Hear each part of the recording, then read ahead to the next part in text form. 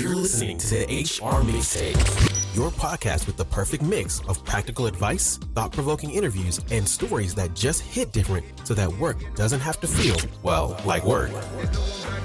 Now, your host, Shari Simpson. Joining me today is Paula Allen, Senior Vice President of Global Leader Research and Client Insights at TELUS Health. Paula leads a team of data scientists, researchers, and experts in organizational health, communication, and behavioral change. Her focus is informing data-driven strategy and communicating insights in a manner that is accessible and drives productive action. Paula, thank you so much for jumping on the podcast with me today. Oh, it's my pleasure.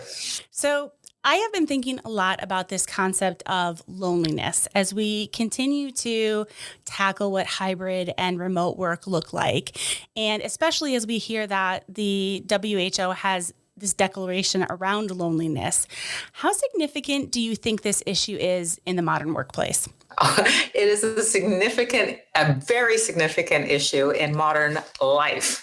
So the workplace being a part of it. I'm so glad to see that the World Health Organization has really put a spotlight on this. And others have as well. I mean, we've had two Surgeon General reports really call out the impact of loneliness on our overall health. There's been research papers after research papers that show that our physical health is actually damaged when we are in that kind of chronic state of loneliness.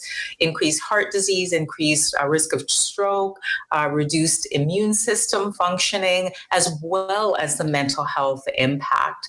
So this is a very, very big deal. So there's really nobody, no individual, as well as no workplace who shouldn't pay attention to this. It seems to me, though, like it's a little bit of a paradox, because especially in like this hyper-connected world we live in, what's your perspective on that? Yeah, we're hyper-connected, aren't we? But we're still lonely and isolated. It's kind of, think about it, though. It's not just the number of connections that you have or the number of people around you. Otherwise, there wouldn't be anybody lonely in New York City at all. Right.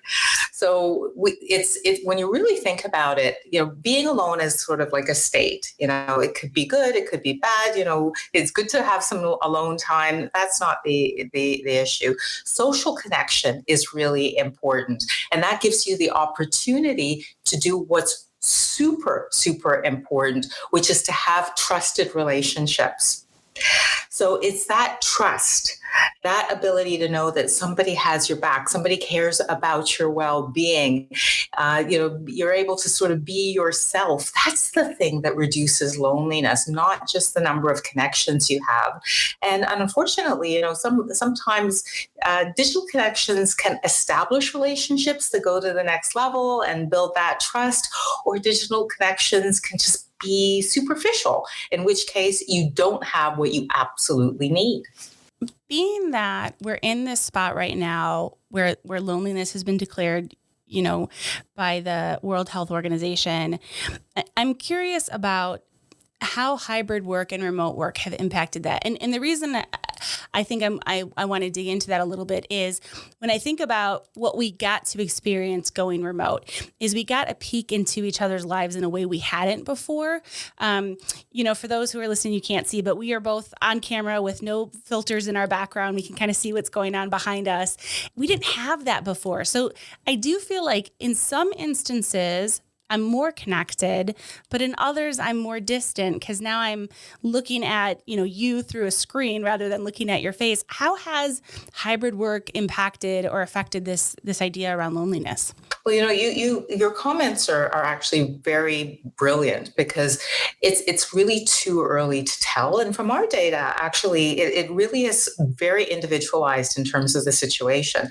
So being in the workplace and being face-to-face, that doesn't necessarily build the trust that we just talked about. That doesn't necessarily build the connection that we talked about. And being remote doesn't necessarily take it away. So I think it's how people interact with each other, and from a leadership point of view, what's really important is being inclusive. What's really important is having communication. There's research that says if you have that communication on a daily basis or close to it, then your sense of isolation decreases, your sense of belonging increases, and by the way, your productivity actually also increases. So there's many benefits in addition to health. So I really think that organizations will make good decisions based on what's good for their business, what the type of business that they're in, the culture that they have, all in the office, hybrid, all remote. But nobody can get away from the facts of what human beings need, which is support, connection, and trust. And those are the things that combat isolation. How do we teach our managers and our HR professionals to identify loneliness in our employees? I don't know if you identify the loneliness directly, but you sort of can identify the impacts of it. And it's human beings are just fascinated. That's why I'll always spend time looking at psychology, because you never really know everything, and sometimes the things that you assume aren't the things that actually happen.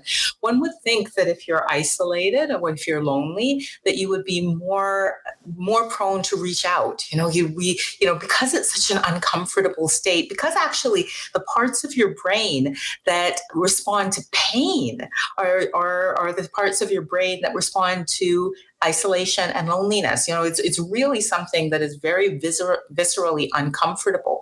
So you would think if you have all of that, you would do as much as you possibly can to build connections. But what we find is sometimes the opposite. The more people are isolated, the more they're lonely, the more difficult it becomes for them to make those connections. So I think, what managers need to look at is, does your worker or do the members of your team feel connected? Or are they kind of just working in silos? Are they not seeking each other out for, advice, support, even just a laugh? How do people interact, or how does a particular individual interact? The other things that we see is that when people are feeling isolated and lonely, their anxiety level goes up. And this is just how we're built as human beings. We feel our stress level goes down, our comfort, our ability to survive, particularly in past centuries, was really dependent on having social support, having that tribe, having that community, being able to fight off your enemies and make sure that you had food. So when we don't have that, we are anxious because we know it's not good for us. So when you see anxiety, when you see sensitivity to stress go up, when you see people like a little bit quick to sort of jump to negative assumptions, then you kind of know that something is not right. And one of those things that might not be right is that person's sense of connection. So it could be other things, but that could be very much one of them. How do we make sure that we are creating genuine connection? And I know we've tried this, right? So in this remote, when we were in the lockdown and we were fully remote, we got really creative about happy hours over Zoom and, cocktail hours and fun activities and, shipping things to people to feel connected. But you're still, on screen, you're still kind of removed. What are some things we can do to start to create that sense of connection again if we're going to remain in this type of environment? I think what was so interesting is that I think we also learned that some things don't translate well online. Oh my gosh, it was so interesting. One of the saddest things I ever attended was a kind of an online baby shower. It just didn't work. It just didn't work at all. And I think, what it is that when we are online, we can definitely connect because we can communicate, allow that communication to happen naturally. Shared experiences are important as well. And when people are working together on something, that shared experience builds connection. One of the things that I do fear is with a lot of remote work, there's an opportunity to get hyper efficient in terms of the way you do things. We'll have this work breakdown structure. You do this, you do that, whatever. And we kind of all become task rabbit. It's not connected to the organization or each other, just doing the job. And I don't think is great, because we do have to do our jobs. We do have to have some times where we have independent focus. But the whole reason why we have employees as opposed to contractors is because when you have someone who is connected to the organization, you have the ability of their minds and their hearts to make the organization better. And the only way that you do that is if you bring minds together. No individual is going to do that by themselves. So I think we have to build that kind of opportunity for people to have joint problem solving, joint projects, even if their work doesn't naturally lend themselves to such, because it'll benefit the person, but it'll also benefit the organization. You mentioned earlier a little bit about the effects of loneliness on employee well-being, productivity, engagement. I'm curious what insights TELUS Health has really kind of uncovered in that area related to those things. Yeah, well, one thing that we absolutely know is this whole trend towards loneliness, isolation. It well predated the pandemic. We were trending that way for a long period of time. It's almost as if, because we can do things by ourselves, we're not realizing that from a mental and emotional point of view, we need to have those shared experiences. We need to build those connections.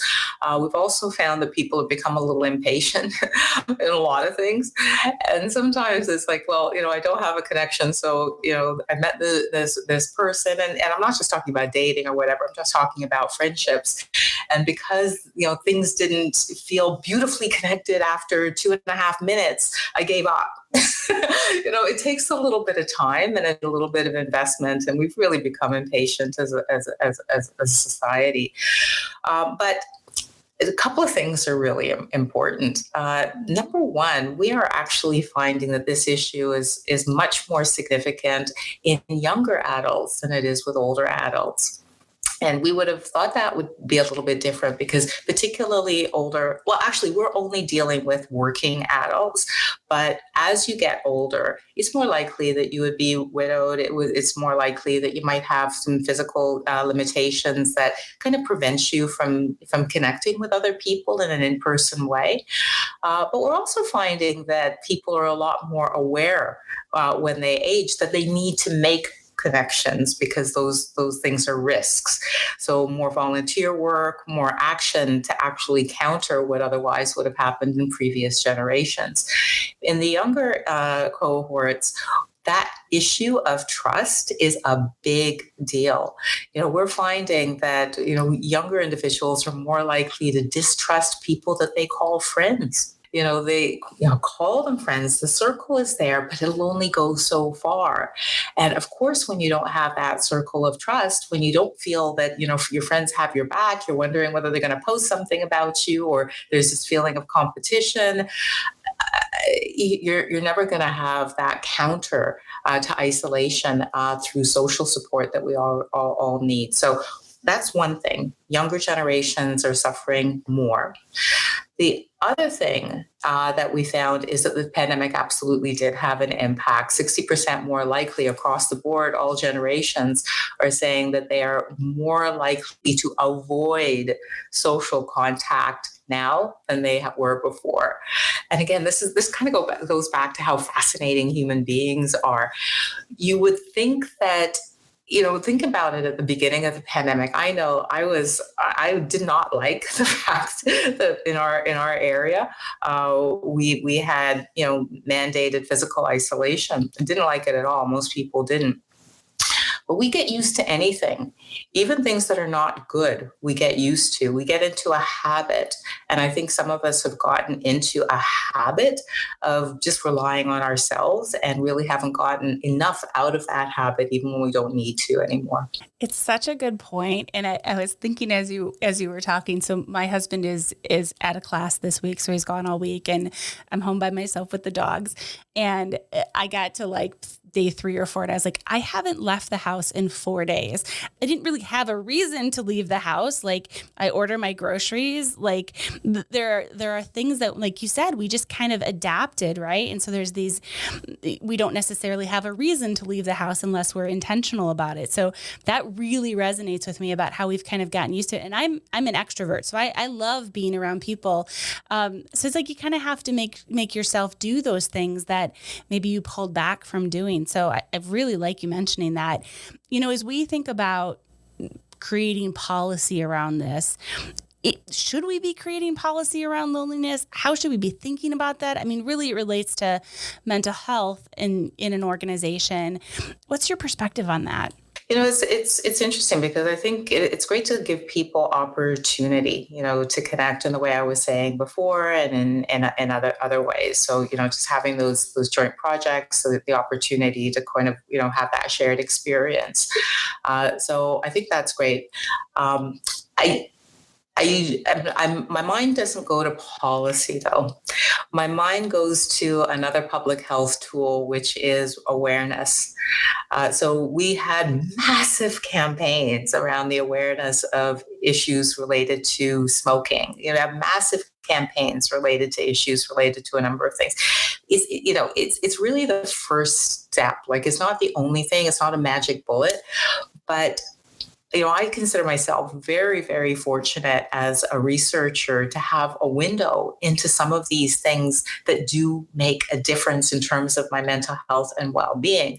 I also feel fortunate as a researcher to know that my mental health and well-being impacts every aspect of my life, my physical health, my relationships, my participation in the economy. I would give you a challenge to try to find something that your mental health doesn't impact. So I know all of these things, and it's on me and on my mind a lot. And boy, does it ever impact my own behavior.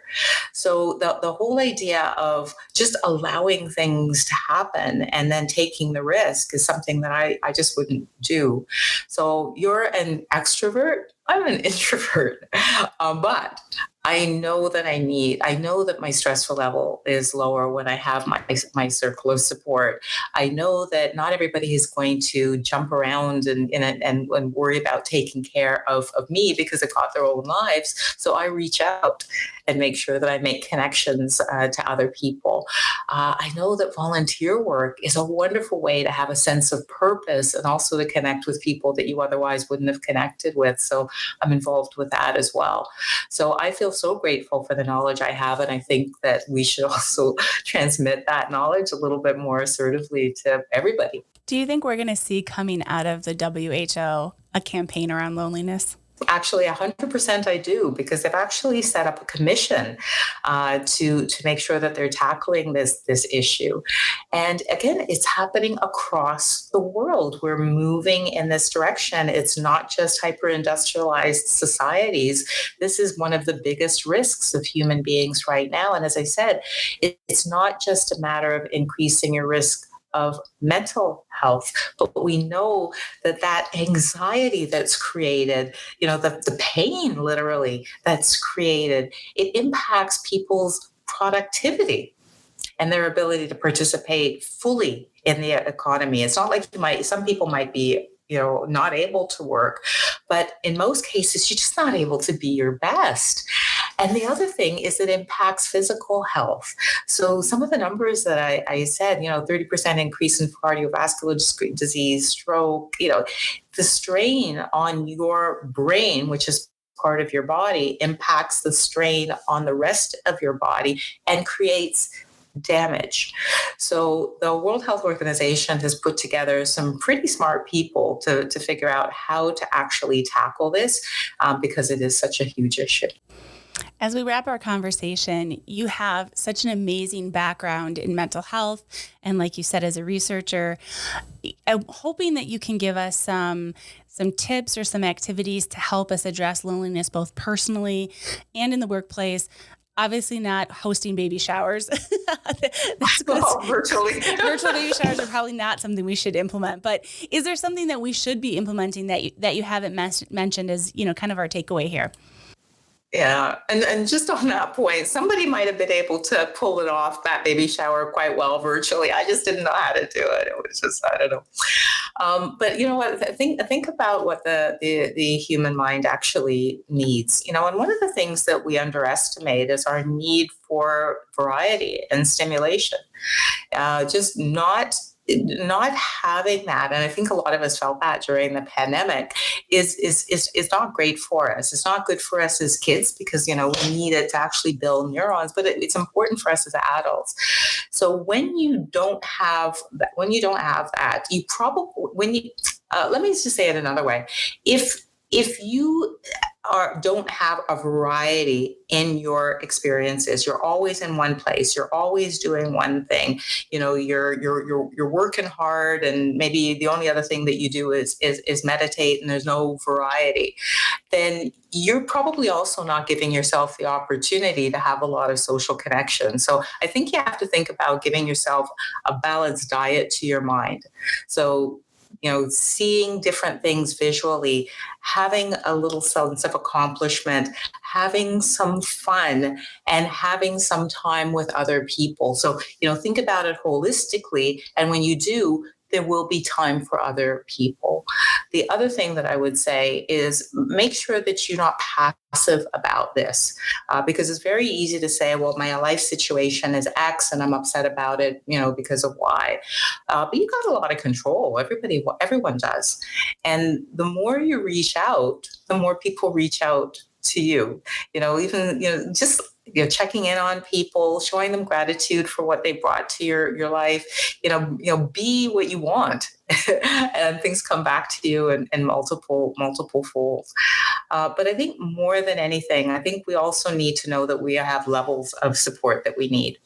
So just like in your physical health, you need to eat right and exercise, and that build that into your life.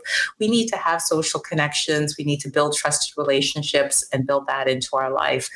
But the other level is when you're physically ill, when you're feeling compromised, you see a professional, you see a physician. Same thing for your mental health. If you are feeling overwhelmed, if you are feeling stuck, so you can't even get yourself, to do the things that that you can do, or you have the capacity to do, then seek professional help. Contact your EAP, every single day. We at TELUS Health are speaking to people who are lonely, who are overwhelmed, and don't realize that the lack of social support might be part of that. And we help coach them. We help them get out of it. And we are doing it in such a way. And, other professionals will do this as well. We're doing it in such a way that your friends might not be able to. So remember, there's levels of support, and counseling is actually one level of social support as well. Paula, this was such a great discussion, both from a theoretical things we need to think about and very tactical takeaways. So I appreciate you spending a few minutes with me today talking about this. It's my pleasure, Shari. I hope you enjoyed today's episode. You can find show notes and links at thehrmixtape.com. Come back often and please subscribe, rate, and review.